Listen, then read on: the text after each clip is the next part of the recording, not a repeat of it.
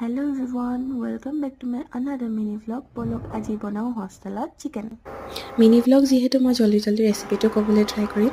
কেৰাহী গৰম হ'বলৈ দি এয়া সৰু সৰুকৈ কাটি লোৱা চিকেনৰ টুকুৰাকেইটাত এটা এগ ভাঙি দিলোঁ আৰু তাতে দিলোঁ প্ৰয়োজনীয় মছলাসমূহ আৰু প্ৰায় গল্ডেন ব্ৰাউন হোৱালৈকে ধুনীয়াকৈ ভাজিলোঁ আৰু এয়া পূৰা একদম কুৰকুৰীয়া হৈ গ'ল। এতিয়া আমি সেইখিনি খোৱাহে কথা আৰু লগতে সেই একেখিনি তেলতে দিলোঁ গোটা গৰম মছলা তেজপাত আৰু এয়া পিঁয়াজ বিভিন্ন ধৰণৰ মছলা আৰু আদা নহৰু পেষ্ট লগতে বিলাহী আৰু নিমখ।